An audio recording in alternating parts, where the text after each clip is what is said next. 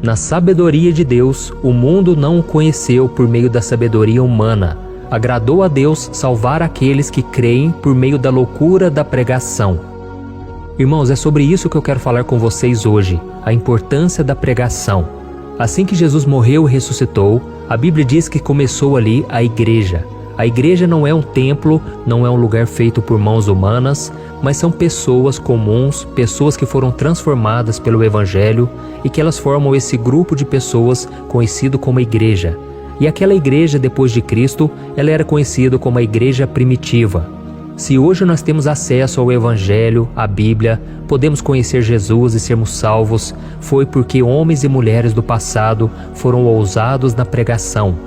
Aquelas pessoas acreditavam na pregação e no ensino da Bíblia, que é a palavra de Deus. E da mesma forma, se você deseja estar mais perto do Senhor, você precisa amar a sua palavra, porque o Senhor fala com seus filhos através dela.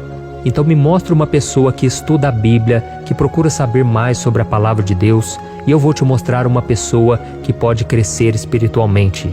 E neste versículo que eu acabei de ler para você, diz que o plano de salvação, o plano de Deus para a vida do ser humano, não é conhecido pela sabedoria humana, mas é conhecido através da loucura da pregação. E por que uma loucura? Porque nós, irmãos, nós estávamos perdidos, cada um estava seguindo o seu próprio caminho. A Bíblia diz que nós estávamos como ovelhas desgarradas, cada um seguindo o seu curso. Mas de repente nós começamos a ouvir falar do Evangelho, nós começamos a chegar à conclusão de que nós estávamos errados, de que deveríamos nos converter, ou seja, dar meia volta e agora começar a trilhar o caminho de Deus. E para a sabedoria do homem isso é loucura, porque o homem não gosta de ser confrontado, o homem não gosta de saber que ele está errado.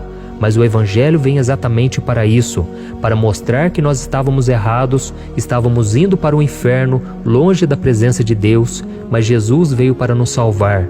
E aqueles que decidem se arrepender e crer em Jesus como o enviado de Deus para a nossa salvação, eles são perdoados e são salvos. Amém?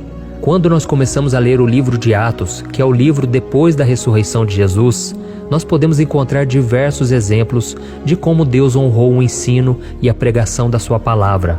E tem um exemplo muito interessante de quando o apóstolo Paulo ele foi pregar em Atenas, que era o centro da filosofia da época. Ali havia muitos pensadores, filósofos, e Paulo ele levou a palavra de Deus. Isso está registrado no livro de Atos, capítulo 17.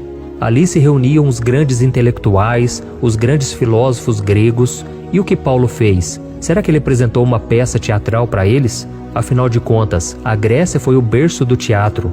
Ele poderia ter usado uma peça para contar a história de Jesus. Mas a Bíblia diz que Paulo pregou o Evangelho. Quando ele chegou naquele lugar, ele viu muitas imagens de escultura e ele aproveitou a ocasião para dizer que Deus estava muito acima das religiões deles. E eu quero ler para você uma passagem que está em Atos 17, do versículo 29 ao 32. Olha o que está escrito. Nós viemos de Deus, por isso não devemos pensar que a divindade é semelhante a uma escultura de ouro, prata ou pedra, feita pela arte e imaginação do homem. No passado, Deus não levou em conta essa ignorância, mas agora ordena que todos, em todo lugar, se arrependam, pois Ele estabeleceu um dia em que há de julgar o mundo com justiça, por meio do seu Filho Jesus, e deu provas disso a todos, ressuscitando-o dentre os mortos. Quando ouviram sobre a ressurreição dos mortos, alguns deles zombaram, e outros disseram, a esse respeito, nós o ouviremos outra vez. Olha isso, irmãos, deu para entender porque a pregação é uma loucura?